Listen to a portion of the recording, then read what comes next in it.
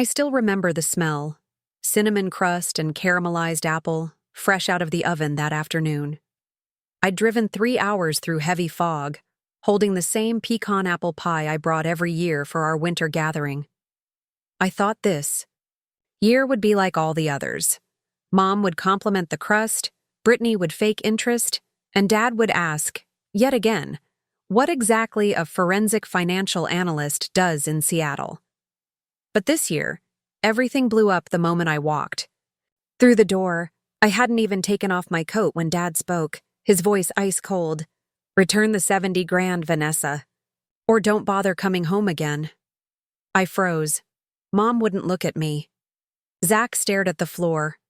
Brittany sat with her arms crossed like she'd been waiting for this moment. No one asked me if I did it. No one wanted my side. Who covered? The new roof last Christmas, who mailed cards every Easter, who never missed a single family gathering, was suddenly the outcast, the accused, convicted without question. I didn't cry. I didn't plead. I just set the pie down on the kitchen counter and walked out. What they didn't know was this: I was the last person they should have accused, because I wasn't just their daughter. I was the one person in the room trained to follow money trails, expose cover-ups, and bring embezzlers to their knees. And this time, I was about to do my job, with my own family in the crosshairs. The motel room smelled like microwave popcorn and old carpet, but at least it didn't reek of betrayal. I sat on the edge of the bed, coat still half-buttoned, hands trembling, not from guilt, but rage. Not even the hot kind of rage, the cold kind, the kind that settles in your chest like sleet. I kept replaying their faces, not just Dad's ultimatum, but the way Mom wouldn't meet my eyes, like I disgusted her, like I was some scammer off the street. And the worst part? They never even asked, not once. They didn't ask, "Vanessa, is this true?"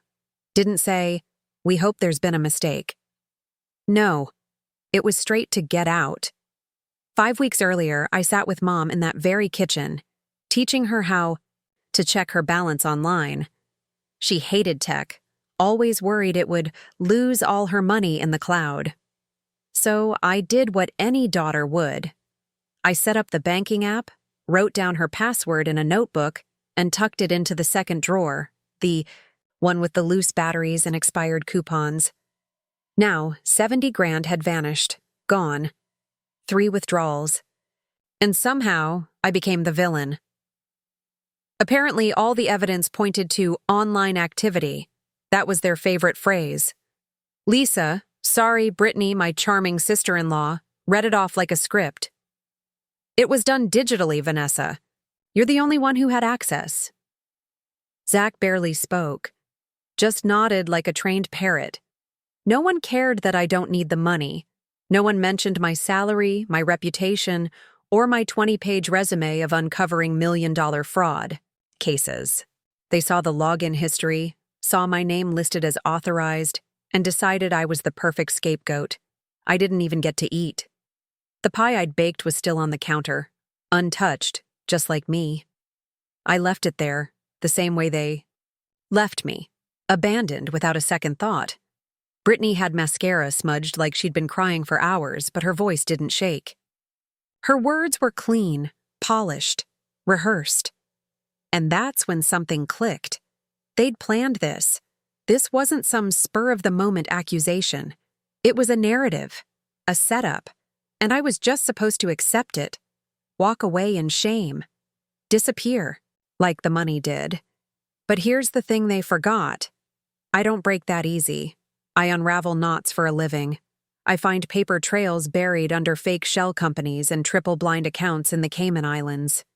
I've brought down CFOs with better cover stories than this, so if they wanted to make me the thief? Fine. They were about to learn what happens when the thief turns out to be the hunter. And this time, I wasn't hunting numbers. I was hunting family. I didn't sleep that night, not even a little. I just sat on the motel bed in that scratchy blanket, staring at the water-stained ceiling and listening to cars roll by on the highway. My brain was sprinting in loops. Not over the betrayal, that was already scorched in. No, I was thinking. Like a professional now. Patterns, timing, gaps in their logic. Because here's what I knew. I hadn't touched Mom's account since I helped her set it up. I'd shown her how to log in, checked her balance once to make sure it worked, then left.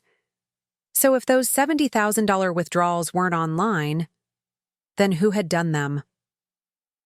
At 6:12 a.m., I was sitting in the motel lobby with a paper cup of terrible coffee and my laptop open on the plastic table. I logged into the firm's internal portal. Yes, that firm. The one that contracts with federal agencies to track financial abuse patterns in elder accounts. I had access. I had clearance. I had motive now. There it was. Mom's bank. Willow. First Credit Union. I keyed in the dates.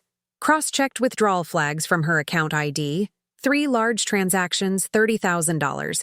Then $25,000. Then $15,000. Spaced 5 days apart. All in person, not a single one was online, each flagged as in-branch, done at the same location. That's not just a red flag. It's a neon billboard flashing, wrong suspect. So I messaged Theo, our compliance lead. Need security footage from Willow First, Nov 3, 8, and 13. Teller cams. Urgent. Theo's reply came within the hour. Bless him. Already flagged this one. Sending over clips. You're not gonna like this. I clicked the first file. The video was grainy, low-res, time-stamped November 3rd, 2:14 p.m. A woman walked up to the counter, wearing oversized sunglasses, a beige hoodie, and a ponytail tucked low under a cap. I leaned in. She looked around before speaking to the teller. Then pulled down the mask to verify her ID. Brittany. Even through pixelation, I recognized her smirk. This forced, rehearsed little smile she always used on waiters and baristas. She handed over what had to be Mom's ID and signed something. With a swipe of her hand. Her nails were painted burgundy, same shade she had when I saw her on the porch. My stomach clenched. Next file. November 8th. Zach. No disguise. Just walked in like he owned the place.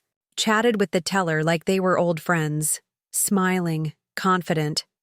My brother, committing fraud like it was a Starbucks run. Final file. November 13th. Brittany again. Different hoodie. Same sunglasses. Same signature. They weren't even trying to hide it. That's how sure they were no one would ever question them.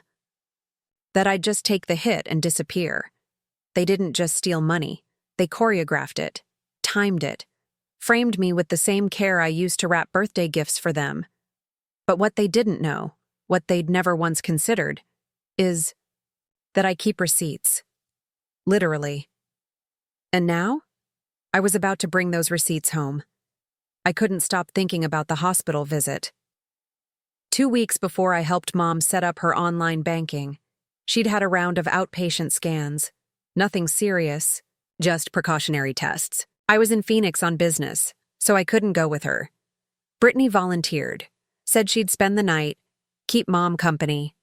Everyone acted like she deserved a medal for it. That was when it happened. That had to be the moment she got access. Mom kept everything in her purse, checkbook, statements, her driver's license, the bank welcome packet with routing numbers, all of it. The same purse she carried with her to the hospital.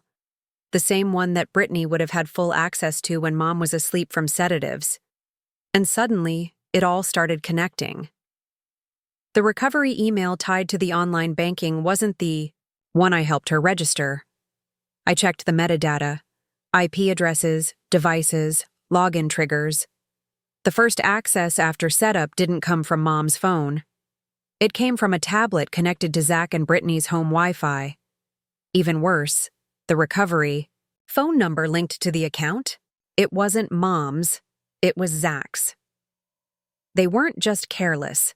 They were confident, because they knew the family would believe it. They knew I was the career girl, the one who moved too far, stayed too long, thought she was better. then everyone. I'd seen it in their eyes for years. The side eyes at holidays, the fake smiles when I talked about work, the passive-aggressive digs dressed as jokes. They didn't just steal from Mom, they used me as the perfect decoy. Too smart for her own good, too rich to care, easy to resent, easier to blame, and they thought I'd stay silent.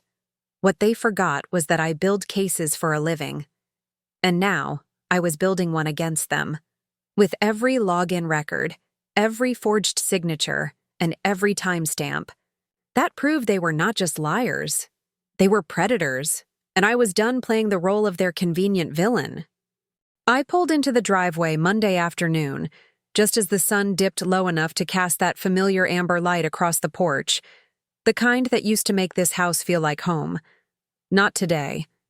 Zach's SUV was parked crooked. Brittany's, compact tucked neatly beside it, and Mom's old sedan sat motionless, like it knew what was coming. I didn't knock. I walked straight in, like I belonged. Like I still had a place here. My leather folder was clutched tight in one hand, the same one I used for courtroom presentations and executive briefings. Today, it held a different kind of evidence. One for a trial that would never reach a judge. They were all in the kitchen. Of course they were. The same kitchen where we used to bake Christmas cookies and argue over Monopoly. Mom stood by the sink drying a glass. Dad stirred something on the stove. Zach leaned against the fridge, arms folded. Brittany, sat on the counter, mug in hand like she owned the air in the room. The second they saw me, the room went silent. I didn't speak. I walked to the island, laid the folder down, and opened it slowly, deliberately. Every page I pulled out sounded louder than the last. 3 withdrawals, I said calmly. Not online, not from Mom's phone, all in branch. I slid the I. Still frame across the counter. Brittany, oversized sunglasses, signing a form. November 3rd, 30,000. Next, Zach, grinning like he was cashing in a birthday check. November 8th, 25. Then Brittany again. Different hoodie. Same handwriting, November 13th, 15. Nobody moved. I laid down the teller slips. Matched your signature, I said, looking directly at Brittany. Same one you used on that passive-aggressive note about the dishwasher. Her mug clinked hard against the counter. You went through our stuff? She snapped. I tilted my head. You went through Mom's. Mom's hands were trembling. Dad looked pale. And finally, I said it. The one sentence I'd been carrying like a brick on my chest. I didn't bring the money back. I brought the truth. The silence that followed wasn't peaceful. It was shattered glass kind of silence, the kind that means something's been broken, and everyone knows it's never going back the way it was. No one followed me out, not Mom, not Dad, not even Zach, who used to walk me to the car when I visited, even if it was just to grab leftovers from the back seat. I stepped off that porch with nothing but my car keys and a folder full of proof I never should have needed. The wind had picked up, but the air felt still, like the world itself was holding its breath. I stood by the driver's door for a second, just waiting for a voice, a footstep, a crack in the wall of silence. It never came. So I drove. I didn't even glance in the rearview mirror. I already knew what I'd see, that kitchen light still on, their silhouettes frozen in the aftermath of truth they never wanted. It wasn't justice. It wasn't even closure. It was just over. I didn't cry. Not when I hit the freeway. Not when I passed the Welcome to Washington sign. Not even when I walked into my apartment, set the folder down, and realized I'd just cut myself out of my own bloodline. I didn't block anyone. I didn't scream into the void. I just stopped. No more Sunday calls. No more fake laughing at Brittany's Instagram reels. No more family group texts about who's bringing what to Thanksgiving. I muted the thread. Let the notifications pile up. Watched them go from frantic to quiet. Then nothing. Because here's the thing no one tells you. When someone believes the worst about you without question, it's not your job to prove them wrong. It's your signal to walk away. I had spent years showing up. Years giving, helping, biting my tongue. And in one weekend, they showed me who they really were. Not just people capable of betrayal, but people willing to choose the lie. Over asking me the truth. They didn't want facts. They wanted someone to blame. And I was too convenient not to crucify. So no, there were no tearful goodbyes. No dramatic last-minute redemption arc. Just me, an empty road, and the quiet knowledge that I had finally left a house that was never really home. The voicemail came 2 weeks later. I let it sit there on my screen for a full day, just a blinking red icon beside the word Mom. I stared at it over coffee, during meetings, even as I curled up on the couch that night, but I couldn't bring myself to tap it, because I already knew what it would sound like. When I finally played it, her voice was quieter than I remembered. Worn down, raw. Vanessa, I was wrong. I didn't want to believe they'd do something like that. Not them. Not Zach. I should have asked. I'm sorry. I really am. I don't expect you to forgive me, but I needed you to hear it. Click. End of message. No tears, no excuses. Just truth, far too late to fix anything. I didn't call her back, not out of spite, but because I didn't know who she was to me anymore. The woman who raised me? Or the one who watched me get accused and said nothing? A week later, my cousin Erin texted, said Zach and Brittany had moved out. Something about a fight over trust and shame, and Mom locking the bedroom door. She wasn't speaking to either of them. Erin called it family drama. I called it consequences, but I didn't go back. Instead, I signed up to teach a weekend seminar at the community college, Elder Financial Safety 101. Saturday mornings. In a dusty lecture hall, folding chairs and lukewarm coffee in the back, a dozen retirees scribbling notes while I walked them through red flags, phishing traps, and how to protect themselves from the people they never think they'll need protection from, their own. It wasn't glamorous, but it was real, and it made sense in a world where family could weaponize your love against you. One woman came up after class, probably in her 70s, said, "I wish I had a daughter like you." I smiled politely and nodded. Didn't tell her that once. Mine did too. I still have the folder. It's not on my desk or in a file cabinet. It lives in the drawer under my bookshelf, beneath old tax returns, a half-filled passport renewal form, and a yellowing lease agreement from an apartment I don't live in anymore. I don't open it. I don't need to. The facts haven't changed. 3 withdrawals, 3 signatures, 3 betrayals, all signed in ink and silence. People always talk about grief like it's tied to death, funerals, obituaries, black clothes and casseroles.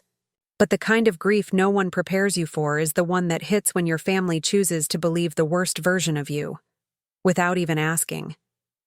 Not because it was true, but because it was easier. That folder isn't just evidence.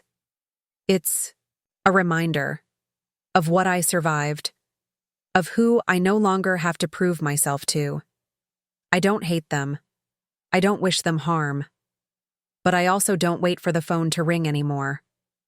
Some doors don't close with a bang. They just stop being walked through.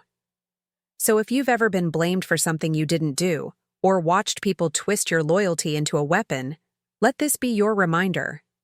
You don't owe anyone your silence to keep their comfort intact. Thanks for listening to my story. If this hit close to home, go ahead and hit that like button or subscribe for more stories like this. Because sometimes the truth doesn't need a courtroom. It just needs someone brave enough to say it out loud. And now, you've heard mine.